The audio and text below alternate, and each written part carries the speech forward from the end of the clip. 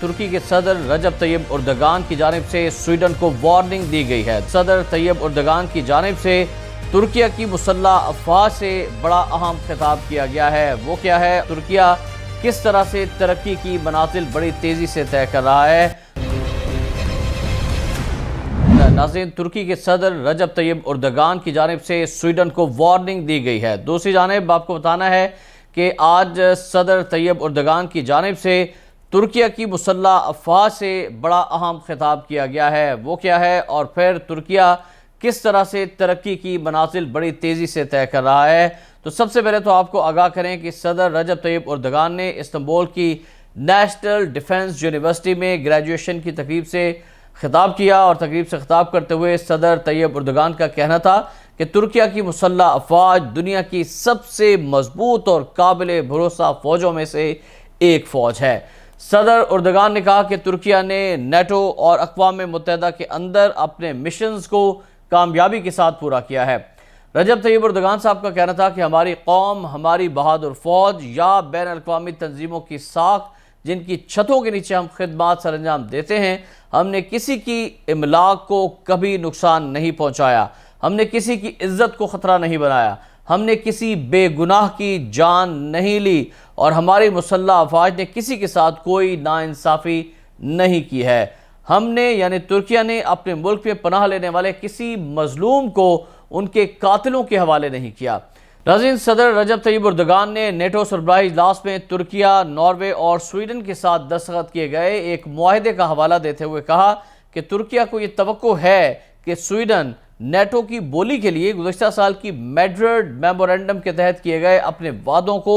پورا کرے گا، اور رجب طیب اردگان کی جانب سے واضح طور پر یہ میسیج دیا گیا ہے، تنبیہ کی گئی ہے سویڈن کو کہ جہاں پر گزشتہ دنوں نعوذ باللہ ثم نعوذ باللہ قرآن پاک کی بے حرمتی کی گئی تھی، اور سویڈن یہ چاہتا ہے کہ ترکی نیٹو میں شمولیت کے لیے اس کی حمایت کرے۔ تو طیب اردگان نے سویڈن کی جانب سے کیے گئے وعدوں کے باوجود دہشت گردوں کو گلے لگانے پر تنقید کرتے ہوئے کہا کہ جو ریاست خود کو دہشت گرد تنظیموں سے دور نہیں کرتی وہ نیٹو میں کیسے تعاون کر سکتی ہے۔ اور پھر طیب اردگان صاحب نے کہا کہ میں واضح کر دینا چاہتا ہوں کہ دہشت گردی اور جمہوریت ایک ساتھ ہرگز نہیں چل سکتی۔ ان کا یہ بھی کہنا تھا کہ ترکیہ ایسے ملک پر کیسے اعتماد کر سکتا ہے جہاں دہشت گرد اس کی گلیوں میں گھومتے ہوں۔ ناظرین، طیب اردگان صاحب کا حوالہ اس طرف تھا کہ سویڈن میں جو دہشت گرد موجود ہیں، یعنی جن کا تعلق کرد علیحدگی پسندوں سے ہے، اور یہ وہ تنظیمیں ہیں جنہوں نے گزشتہ دنوں بھی انتخابات کو سیبوتاژ کرنے کے لیے اقدامات کیے تھے اور حملے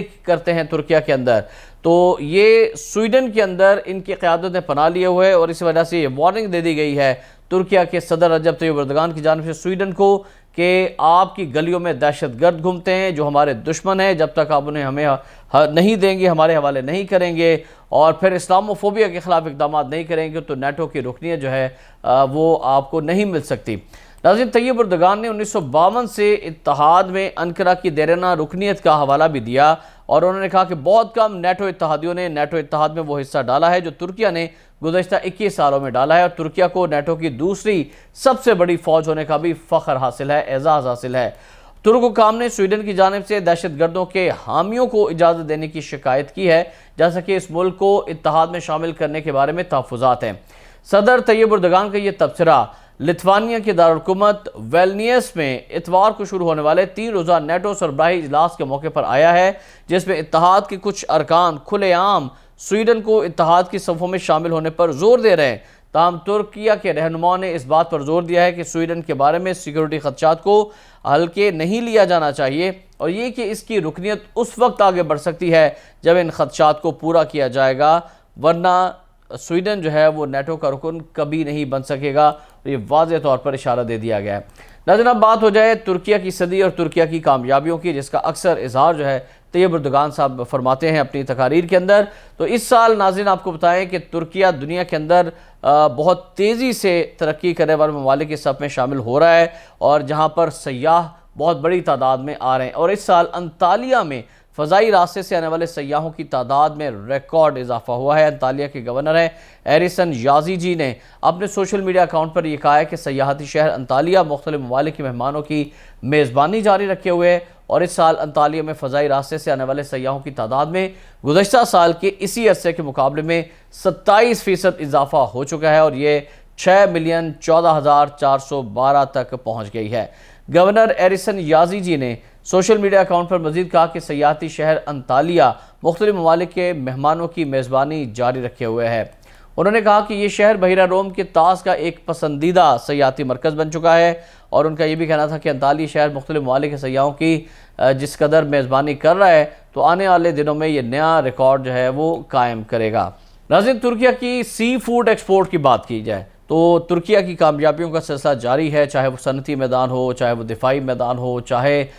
سی فوڈ کا ہی میدان کیوں نہ ہو۔ ترکیہ دنیا بھر میں اپنی ایکسپورٹس کی وجہ سے روز بروز ترقی کرتے جا رہا ہے اور ان کی پروڈکٹس جو ہیں وہ دنیا میں بہت پاپولر ہو رہی ہیں اور طیب اردگان صاحب کی قیادت میں ترکیہ معاشی طور پر مزید مضبوط ہوتا جا رہا ہے۔ تو آپ کو بتائیں کہ اس سال کی پہلی 6 ماہی میں جو ترکیہ کی سالمن مچھلی کی برآمدات ہے اس میں مسلسل اضافہ دیکھا گیا ہے۔ ایسٹرن بلیک سی ایکسپورٹر ایسوسی ایشن ہے جسے DKIB بھی ترکی میں کہا جاتا ہے، انہوں نے جو اعداد و شمار جاری کیے ہیں اس کے مطابق جنوری تا جون 2022 کی مدت کے لیے ترکیہ کی سالمن مچھلی کی برآمدات $123,722,151 ریکارڈ کی گئی تھی، لیکن جو جاری سال ہے رواں سال کے اسی عرصے میں یہ برآمدات 32% بڑھ چکی ہیں اور 32% کے اضافے سے اس سال یعنی 2023 میں یہ $163,33,492 تک پہنچی ہیں۔ اور ناظرین، 2022 کی پہلی 6 ماہی میں جہاں ترک سالمن مچھلی کی برآمدات 16,774 ٹن تھی، وہیں اس سال کی اسی مدت میں